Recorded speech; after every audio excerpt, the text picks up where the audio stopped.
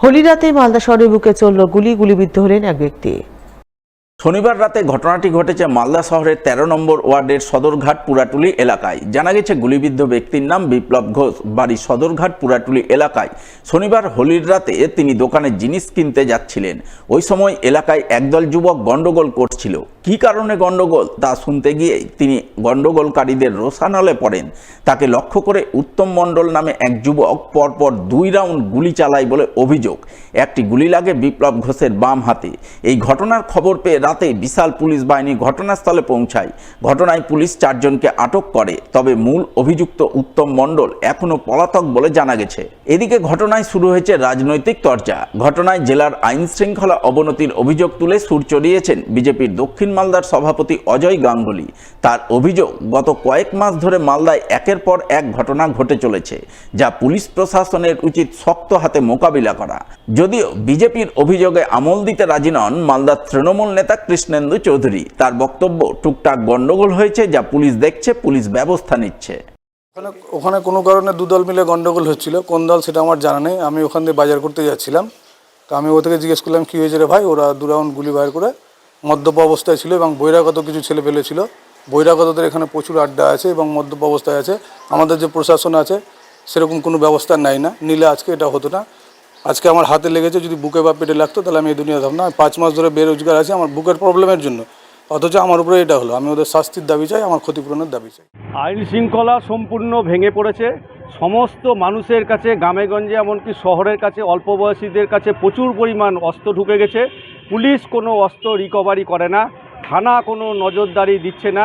চারিদিকে শহর জুড়ে সমস্ত জায়গায় গ্রামেগঞ্জে শুকনা নেশার দ্রব্য, চরস গাঁজা ভরে গেছে, ব্রাউন সুগার, এবং সর্বোপরি পশ্চিমবঙ্গ সরকারের পাউচের যে মদের ব্যবস্থা, সেইটা শহর থেকে গ্রামাঞ্চলে সমস্ত জায়গায় ছড়িয়ে যাওয়ার পরে, সমস্ত কিছু একসঙ্গে হওয়ার পর মানুষকে মারার জন্য ব্যস্ত হয়ে পড়েছে। এবং মালদাতে যেটা বিহারের কালচার ছিল, সেই কালচার কিন্তু বিগত 2-3 মাস ধরে একবারে শ্যুট আউট হচ্ছে এবং মানুষ মারা যাচ্ছেন। পুলিশ প্রশাসনকে এখনও আমরা বলছি, মানুষ যেন নিজেদের হাতে প্রশাসনের ব্যবস্থা না তুলে নেন, তার আগেই আপনারা কঠোর থেকে কঠোর পদক্ষেপ নিন। সারা দেশে হোলি উদযাপন হয়েছে, সেখানে টুকটাক গন্ডগোল হয়, সব জায়গায় হয়।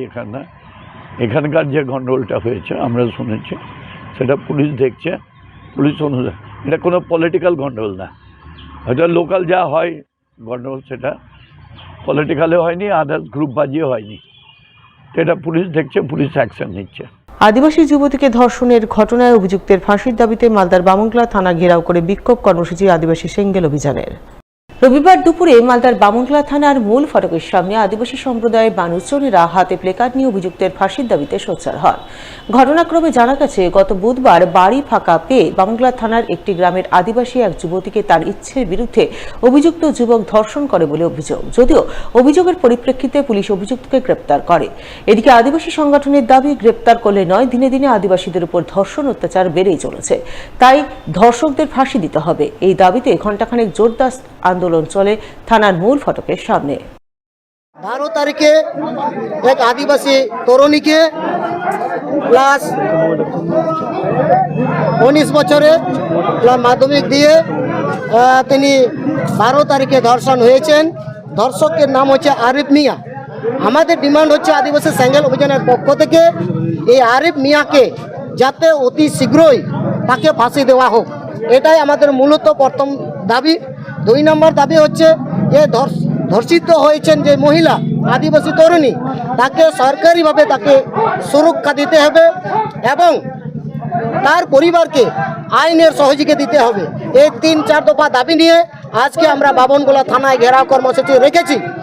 এটার সাথে সাথে যদি প্রশাসন যদি এটা স্ট্রংলিভাবে যদি কাজ না করে, তাহলে আমরা আগামী দিনে পশ্চিমবঙ্গের সমস্ত থানা ঘেরাও কর্মসূচি আমাদের পক্ষ থেকে চলবে।